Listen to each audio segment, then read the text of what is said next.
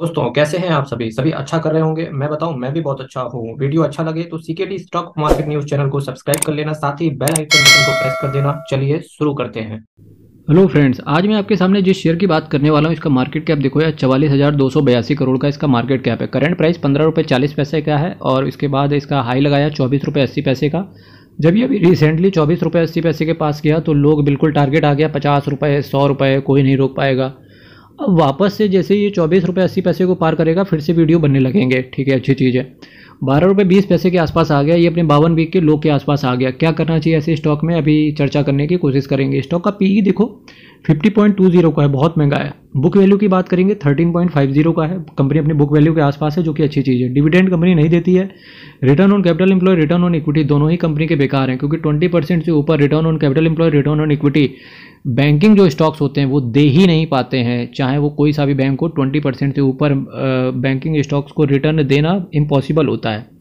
यही रीज़न है कि बजाज बजाज फाइनेंस है वो बैंक नहीं बन पा। अगर वो बैंक बनता है तो डेफिनेटली बजाज फाइनेंस और भी ज़्यादा नीचे गिर सकता है। ठीक है, तो इस चीज़ का ध्यान रखना आप। फेस वैल्यू की बात करेंगे 2 रुपये है। फिलहाल मैं यस बैंक की बात कर रहा था। ठीक है, यस बैंक के बारे में सभी को पता होगा, इसके बारे में मुझे कुछ ज़्यादा बताने की ज़रूरत है नहीं। अगर है तो आप ये पढ़ सकते हो, बिल्कुल वीडियो को पॉज करके पढ़ लेना आप। यस बैंक एक प्राइवेट सेक्टर बैंक है जो कि ऑलमोस्ट ख़त्म हो चुका था। फिर इसने एसबीआई ने इसकी रिपेयरिंग करी, इसके ऊपर प्लास्टर वगैरह चढ़ाया।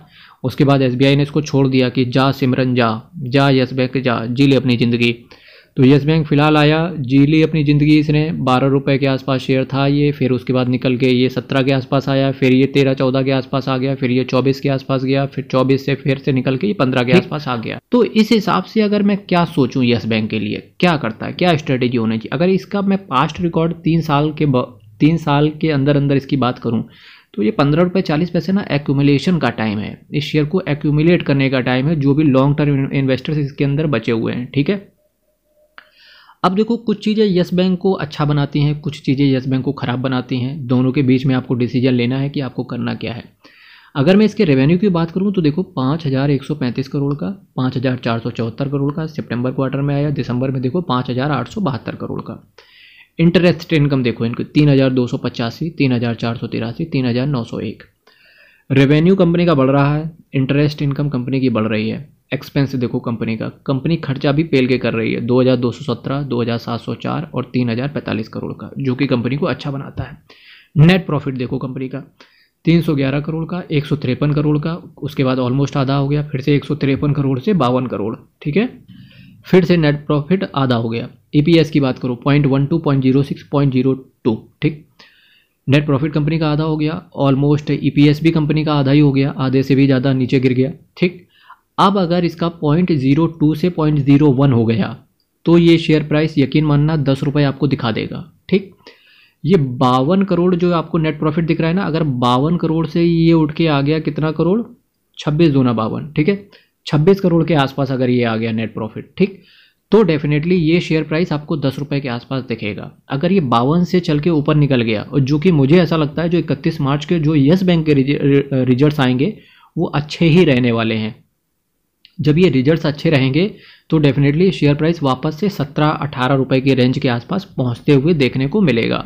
ठीक है, आगे चलिए कुछ और चीज़ों की बात करते हैं। बैलेंस शीट पर भी एक नज़र डाल लेते हैं। शेयर कैपिटल देखो 2,510, 5,000 हो गई, फिर 5,011 स्टेबल रखी है। रिजर्व एंड सरप्लस देखो 28,185, 28,731। एक अच्छी कंपनी क्या करती है अपने बुरे वक्त में, क्या आप बता सकते हैं ये चीज़ें? लॉन्ग टर्म बोरोविंग्स कंपनी की खत्म हो चुकी है, कुछ अदर बोरोविंग्स बची। एक्चुअल कंपनी का काम ही यही है, बोरोविंग्स देना होता है ना। कैश फ्लो देखो 17,331 करोड़ का नेगेटिव कैश फ्लो था, फिर 20,000। ठीक है, यहां से भी देख लो। अब बात करते हैं जो आपका ऊपर क्वेश्चन रह गया है कि एक अच्छी कंपनी क्या करती है जब उसका शेयर प्राइस टूटने लगता है। देखो एक अच्छी कंपनी क्या करती है, अपनी जो बैलेंस शीट है, क्योंकि उसे पता है बैलेंस शीट को देखकर ही ऑडिटेड बैलेंस शीट को देखकर ही शेयर प्राइस पे इन्वेस्टर जो है पैसा लगाने के लिए आएगा। ठीक, तो एक अच्छी कंपनी का जब शेयर नीचे गिर रहा होता है तो अपनी बैलेंस शीट को वो सुधारती है, और ऐसा काम आपने इसकी सेल्स पे देखा होगा, एक्सपेंस पे देखा होगा, शेयर कैपिटल पे देखा होगा, रिजर्व एंड सरप्लस पे देखा होगा। ये कुछ चीज़ें हैं जहाँ पर कंपनी ने अच्छा काम किया है, बैलेंस शीट को स्ट्रॉन्ग करने की कोशिश करी है। क्योंकि जैसा मैंने आपसे शुरुआत में ही कहा था कि इस कंपनी के ऊपर प्लास्टर चढ़ा हुआ है, इतनी जल्दी ये कंपनी दौड़ना स्टार्ट नहीं करेगी, धीरे धीरे करेगी। ठीक, तो जब धीरे धीरे करेगी तो इन्वेस्टर को भी पेशेंस रखना चाहिए। साथ ही साथ एक चीज़ और गौर करनी चाहिए, 24 रुपये पे ये कंपनी थी। ठीक, अभी 50% भी ऑलमोस्ट ये कंपनी नहीं टूटी है। ठीक, वहीं अदर शेयर्स देख लो, इन्फोसिस देख लो, कहाँ 1900 का 1300 पे आ गया था। ठीक, 1372 कुछ लगा के आया। यही काम TCS के साथ भी हुआ, SCL टेक के साथ भी हुआ, विप्रो भी 50% टूट चुका है।